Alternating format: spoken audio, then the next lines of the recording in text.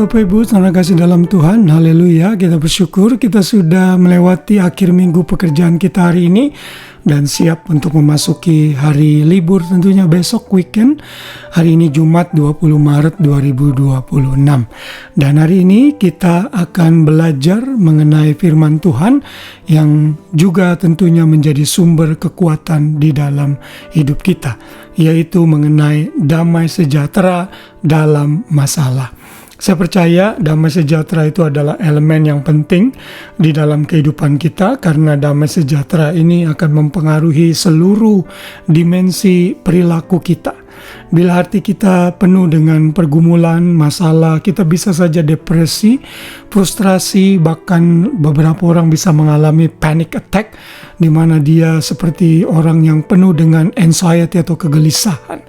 Itu semua terjadi karena kita membutuhkan damai sejahtera yang melampaui segala akal, sehingga kita mampu menang dalam menghadapi masalah dan pergumulan kita.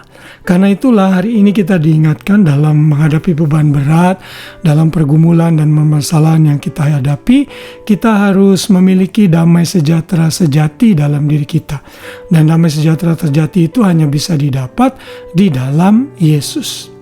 Yesus satu malam sebelum ia disalibkan mengumpulkan para murid-muridnya dalam perjamuan malam, dan para murid-muridnya itu mengalami ketakutan, mengalami satu kegelisahan karena guru yang dikasihi, pengharapan mereka akan Mesias yang akan menolong mereka dari penjajahan Romawi ternyata akan disalibkan. Karena itulah Yesus memberikan penghiburan bagi mereka, memberikan kekuatan kepada mereka dengan menyatakan bahwa Ia sudah memberikan damai sejahtera kepada mereka.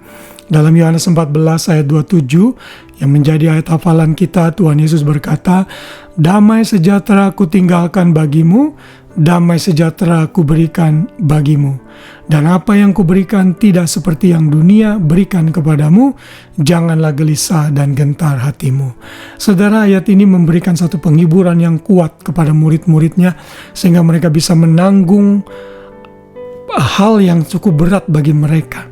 Dan tentu saja ini sudah terjadi setelah penyaliban Yesus, lalu Dia dibangkitkan, murid-murid beroleh kekuatan baru dan akhirnya mereka menginjil ke seluruh pelosok dunia dan menjungkir balikan dunia dengan berita kabar baik mengenai Yesus. Petrus misalnya yang tadinya pengecut bahkan sempat menyangkal, justru menjadi pionir dalam memberitakan Injil, menggantikan pelayanan Tuhan Yesus setelah naik ke surga. Dan itu semua dimulai saat damai sejahtera itu memerintah hati mereka. Dan Tuhan Yesus mengatakan damai sejahtera yang diberikan oleh Tuhan Yesus itu tidak sama seperti yang diberikan oleh dunia ini. Dunia ini memberikan damai sejahtera palsu terkadang. Kadang memang diberikan damai sejahtera, tapi damai sejahtera yang sementara. Mungkin kita bisa nonton komedi atau film-film lucu. Mungkin kita bisa diberikan pinjaman oleh orang lain sehingga kita merasa sukacita saat itu. Setelah uangnya habis, apa yang akan terjadi? Semua damai sejahtera di luar kita itu terbatas sifatnya dan tergantung kepada keadaan. Tapi damai sejahtera Kristus itu tidak tergantung kepada keadaan. Di sana dikatakan damai sejahtera Yesus itu tidak sama dengan dunia ini. Damai sejahtera Yesus itu bersifat permanen dan tidak tergantung kepada kondisi yang ada di sekeliling kita. Kondisi sekeliling kita boleh penuh dengan badai, penuh dengan hujan lebat, penuh dengan terik matahari. Tetapi damai itu ada di hati kita. Saat hati kita damai dan tentram, maka hidup ini akan kita bisa jalani dengan baik.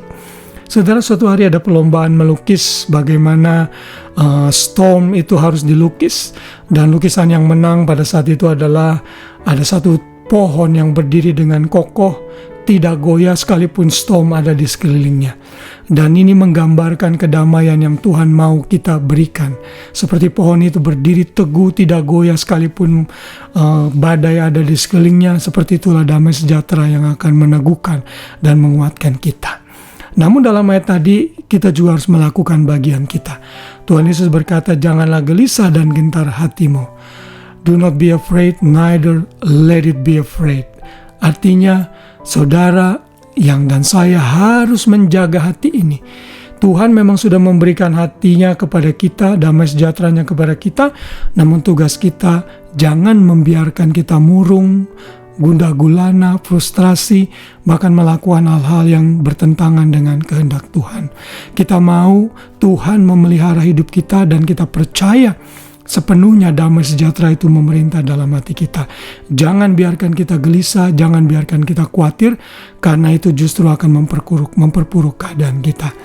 Kiranya sebelum kita tidur sepanjang malam ini, damai sejahtera itu memerintah di hati kita semua, dan biarlah izinkan Kristus untuk memberikan damai-Nya, memberikan kesejukan dan kesegaran hati di dalam pikiran kita, sehingga kita bisa beristirahat dan besok bangun, kita melakukan aktivitas dengan pengharapan yang baru bersama Tuhan.